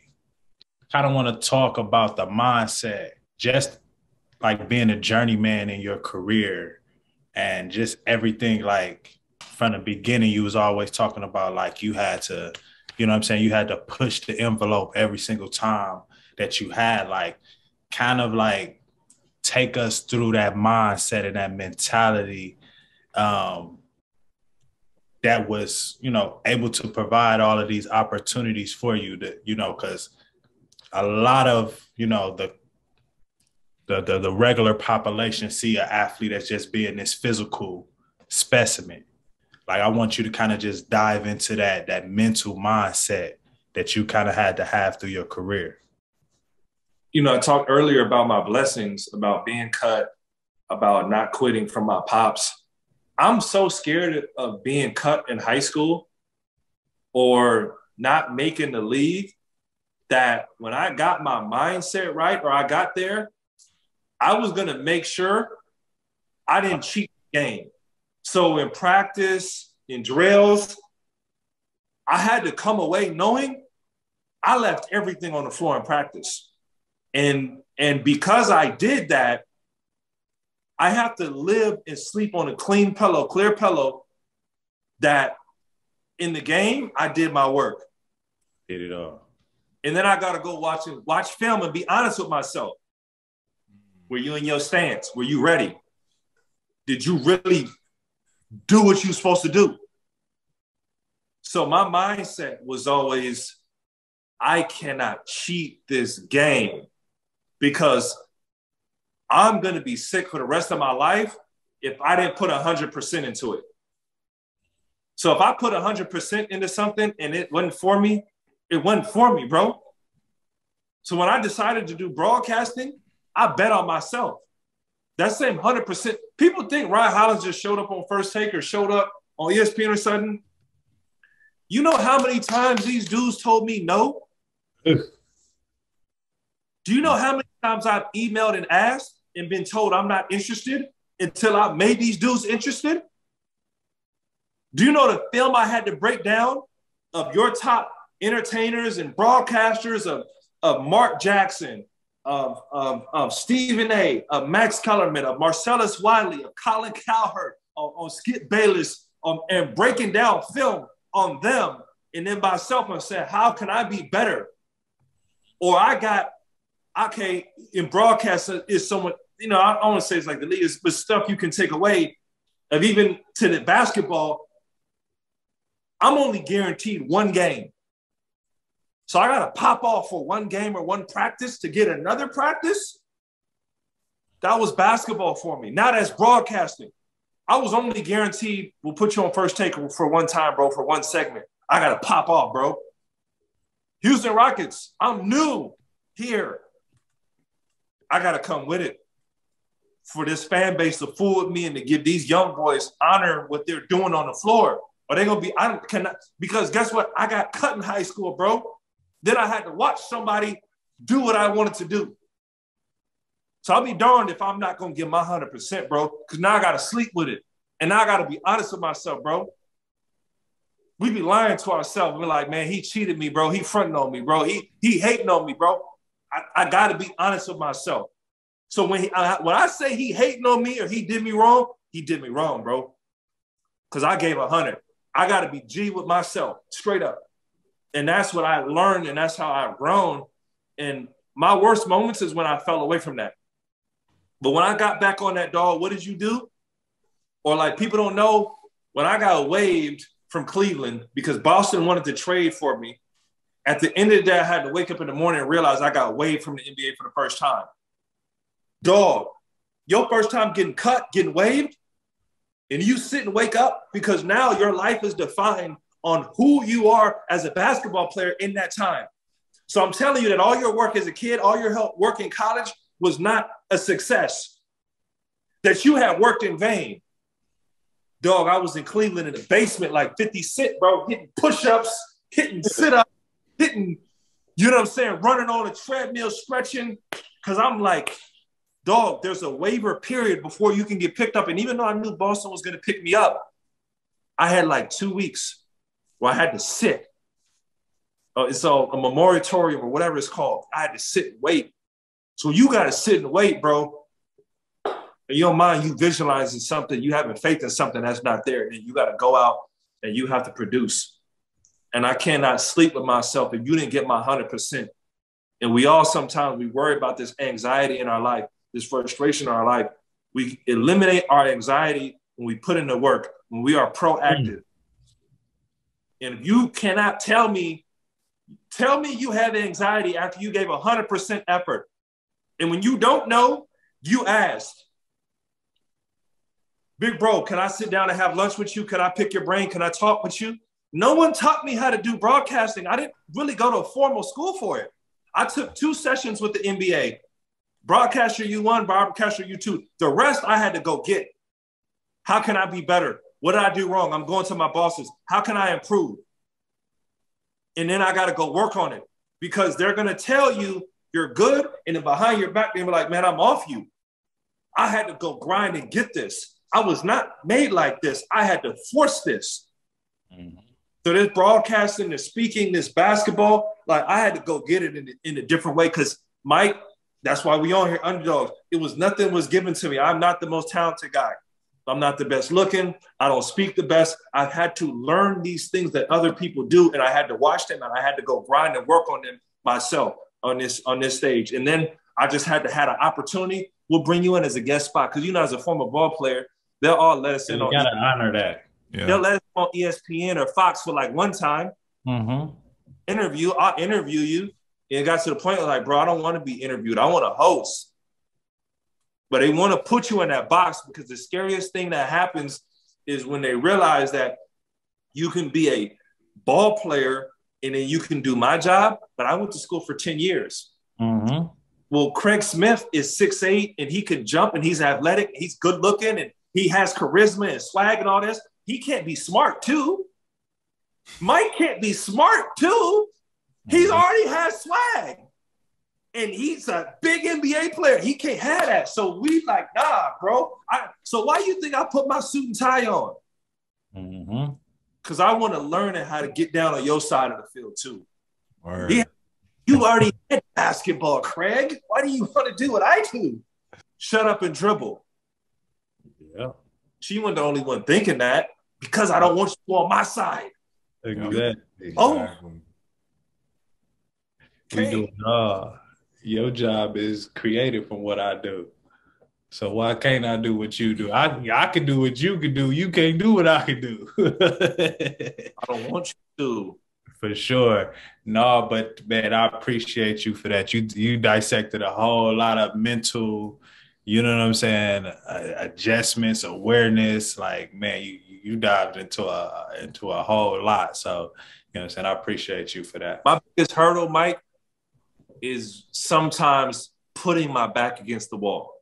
Mm-hmm. I know who I am. I know how I'm built. I know Ryan Hollins, who he is when his back's against. But sometimes we have to create those moments. Man.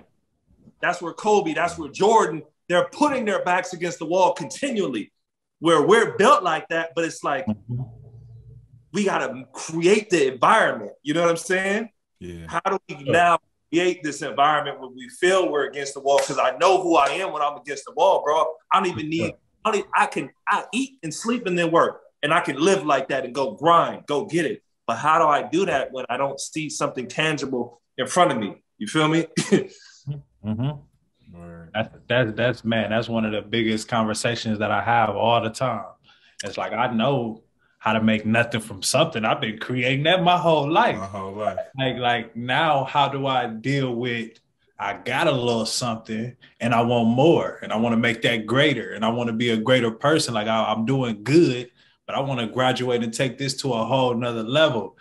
It's a different mentality of coming from nothing to something and then now having something and you want to make that, create that into a greater, you know what I'm saying, a greater puzzle piece for the whole spectrum, you know what I'm saying? So, I mean, mentally, man, I think you dove into a whole lot of conversations and, you know what I'm saying, you answered that to a T. Yeah. So on a brighter note, we talked about trash talk earlier this episode. You decided to join the Big Three, which we know there's a lot of trash talk. What has that experience been like for you and how did that come into play for you? Man, we talked about it, man. I didn't, for one, when I heard about the league, I was one of those idiots that like, no one wants to watch these old guys. What's going on? What are we doing out there? We're going to go out there and get hurt. You know, I was at peace when I hung up the game because I felt like I had worked so hard and the game wasn't there for me because I felt like I was in the peak basketball condition and those calls weren't there. So I'm like, if I'm smart. I wasn't smart before. Now I'm smart and I'm still athletic. Why was the phone not ringing? Cool. NBA not for me. I got to move on because I'm worth more than what you guys are telling me. I know I'm more than waiting on your phone call. Yeah. When I decided to come back to the Big Three, I thought we'll just go out there and get paid to be a joke. And you guys know we had an aha moment at the Big Three where you go out and get embarrassed. You can't hit a shot. You can't move. And you're like, bro, get your butt in the gym and work. Like, for real, come with it. You thinking it's just 3-on-3, but this is a different type of 3-on-3. And then I got with it. I feel like I played better. But I think the biggest thing with the Big Three is embracing the competitiveness, the cutthroat mentality. And then, like, I'm seeing my brothers that I hadn't seen from every different walk of lives. From some of these guys were major big-name players who can't move physically anymore. Some of these guys are still genetic freaks and still can play at a high level. Some of these young guys go and get it. Mike Taylor, everyone in the league hates you because you still got a chip, like you're going. And it's like, nah, you better be ready because he's ready. You know what I'm saying? And I see some of my brothers didn't make the league, and this is their NBA. I see so many different walks and paths because we have been so brainwashed to feel like the only thing we are and how successful we are in life is what we do on the basketball court. 20 points and 10 rebounds didn't make Craig Smith dope. But we've been told that Craig is valuable when he scores 20 and 10. He's cool. But if Craig is scoring 5 points or not getting in the game, he doesn't have value to me as a human being. And we believe that ourselves. Oh, we playing for the Clippers. My head is high. Your head should be just as high when you're not in the NBA. But we believe that energy. So I think it comes of value to see a platform for guys to play. I think it comes of value for guys to understand and establish themselves past basketball. And the hardest thing that we all got told is how to transfer out of basketball. And I think to be able to hear our brothers is like therapy, bro. It's like therapy for the soul. You take the Big Three the right way because I'm picking the brains of the OGs. I'm seeing how Iceman moves. I'm seeing Dr. J. I'm seeing Gary Payton. We can do all this cool stuff with our ego and our chest and our pride and our swag when we walk around, but I'm looking at the real, who are we? Where are we in life? Because some of us still are in that mindset that we're just basketball players too. That's our value, is how good we are on the court. Yeah. We're bigger than that, bro. We bigger than that. Absolutely. I'm tired of being depressed because I didn't play well or didn't get in the game. Separate the two. Evaluate. You know what I'm saying? And I think that's exactly what the Big Three is doing.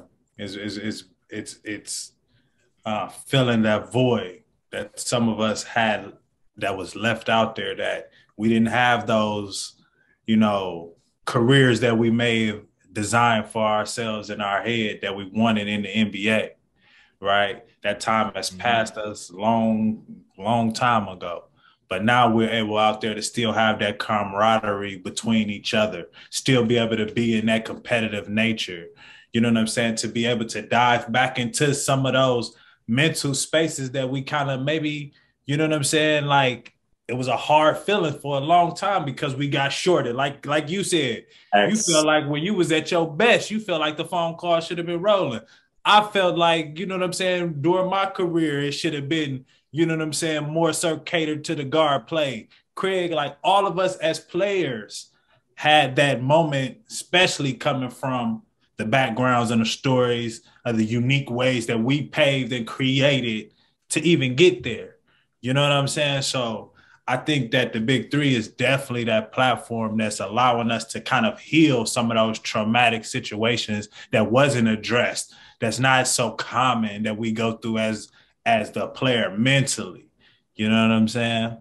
Hey, Smeeze, it's going in college, spending the night with the ex-girlfriend, letting her know y'all could just be cool.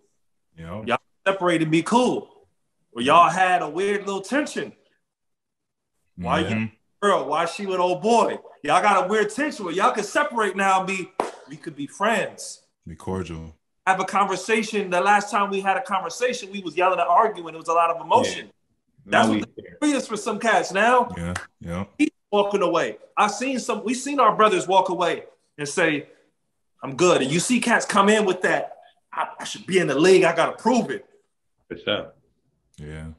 And the Big Three is even giving these guys like chances to go back into the league. We see it with Joe Johnson. We saw it with Mario Chalmers. Before Mike got hurt, we were on the phone with the Milwaukee Bucks in the hotel lobby in Milwaukee. Like it's giving these people opportunities to get back. We see Jarrett Jack coaching now. We see a bunch of guys in the G League. Like it's giving these guys another opportunity. It's giving you guys an opportunity. So it's really cool to see like you guys fight back from all that.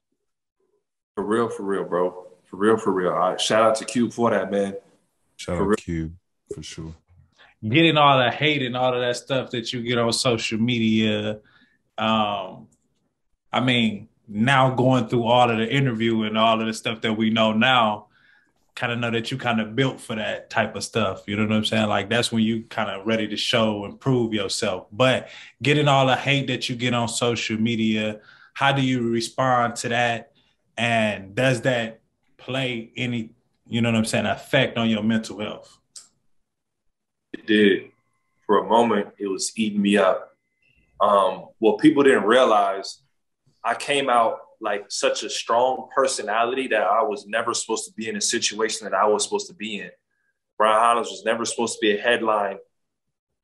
I'm an all-star. I'm a household name when it comes to broadcasting. I was never supposed to be that. And I never had household money or a household position. When I say that, I would only go on in the summer times or rarely on the shows. And then I'm off because I'm only filling in for someone. I never had my own show. So people still debating with me as if I had an own show. And I'm like, y'all don't realize I was on a 10-day contract as a role player at ESPN and on broadcasting where Stephen A says something, y'all mad at him, he can come back and you guys can keep conversing because he's on the show. I was never that. And it got lost in the sauce. I never got to rebuttal. I never got to redeem myself with a lot of these things. It got to a point where people don't realize, and I don't mind. I've never minded, like, you want to debate, like, hey, I think this guy is going to win a championship. I think this guy is this. You know, I think this guy is that. You know what I'm saying? I don't ever mind a debate, welcome with facts. But people will write you and call you out your name. Like, y'all know where we from. Words that trigger, let's go see me. Go see me, bro. So people will write you, and that's the part that bothered me. And what you don't realize, as much as you can tune it out, when for 4 or 5 months straight or whatever, you look on your timeline, because I'm not going to get off social media. You look on your timeline, and if someone talking crazy, you are this, you are that, you are this, you are that, you are this, you are like talking crazy, like talking to you crazy, it wears at you. It's depressing. It puts a cloud over your head. Like sometimes my wife will see me, I'll be on the phone, my whole expression will like just change. So it can, and it does wear on you, and especially your mental health.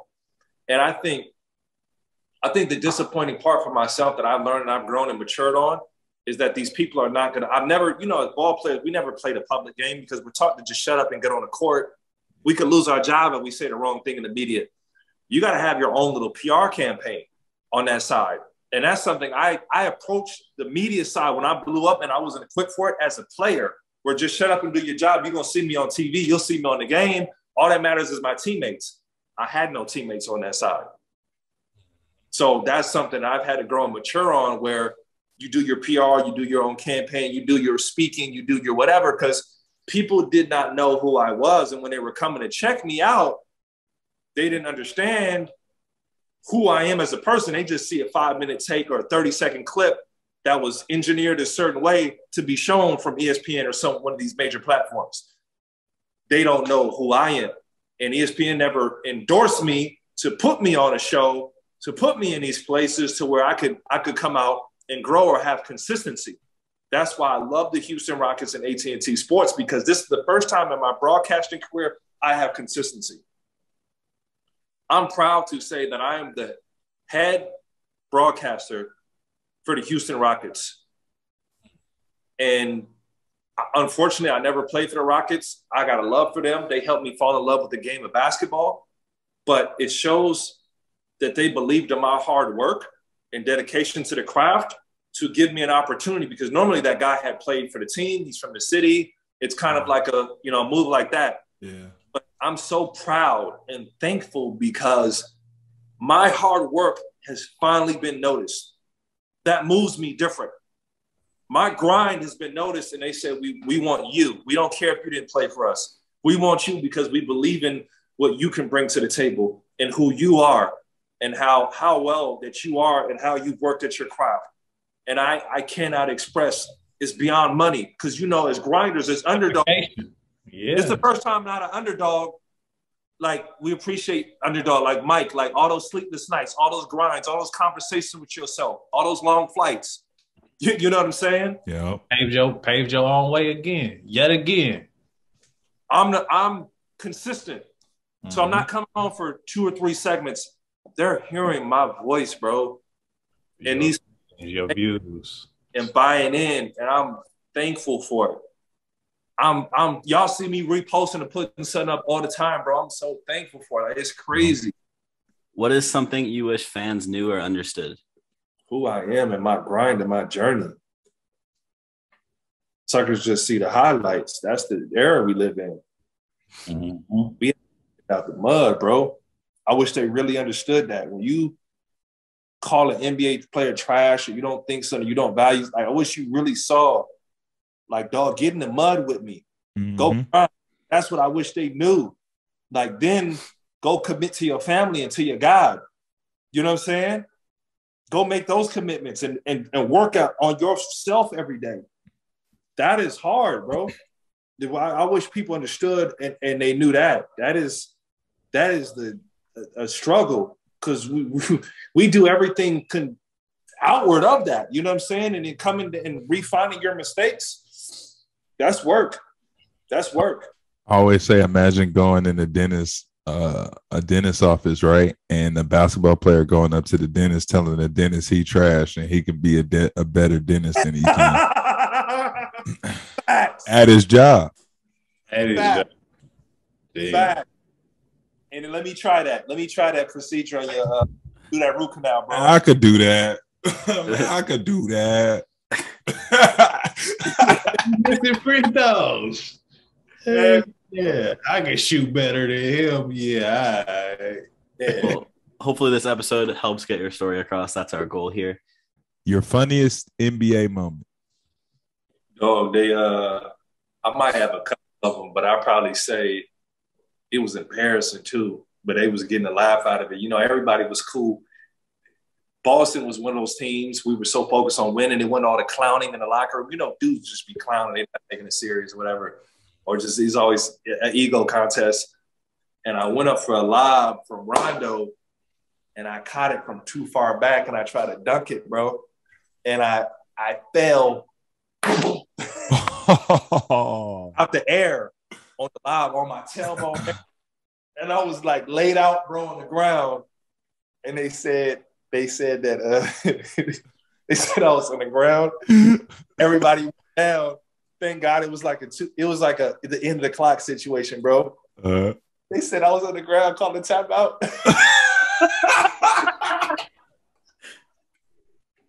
I was down there calling timeout, bro. I got up and had I was looking around, bro. No way. and I went down and probably like switched the roller, got to stop, bro.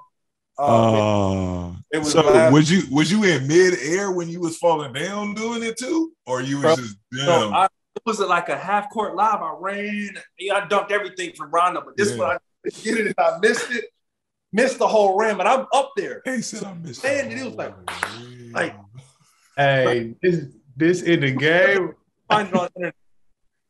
This in the game. In the playoffs, dog. Like TNT.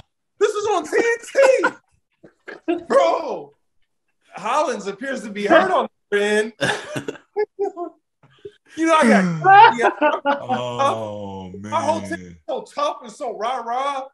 Like, you know, we trying to let it like so locked in on the championship. They're like, dog, he was calling timeout.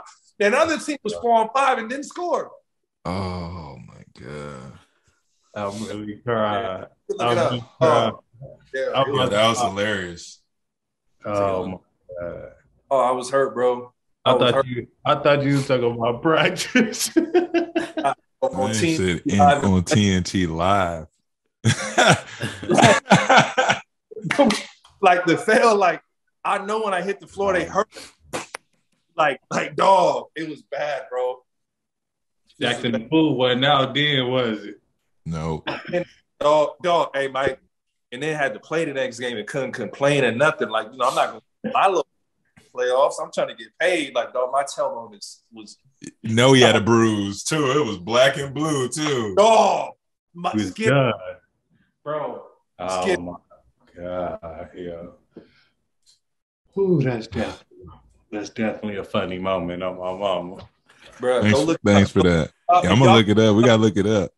Fail live or something like son. Like y'all gonna just laugh, but you still. I'm just down there. Reggie was like, "Here's to be heard on the other end." Then I had to get up because I saw nobody stopped or ran over and had to run back down court in front of everybody. Yo, the other team didn't know what to do, bro. They didn't know what to do. My God. Oh my God, bro. That was a good one. All right. If IG was popping the way it is now, I would have been breaking it. They would have been killed. So the dude fall and slide through the screen. Yeah, bro. All right. To end the episode off, as we do every week, what was the biggest lesson you've learned throughout your entire journey? Blind faith, the assured expectation in that which you cannot see. I had to really believe in something from high school that, like, believe in something and work for it that I couldn't see. Go and get something that sometimes nobody can see.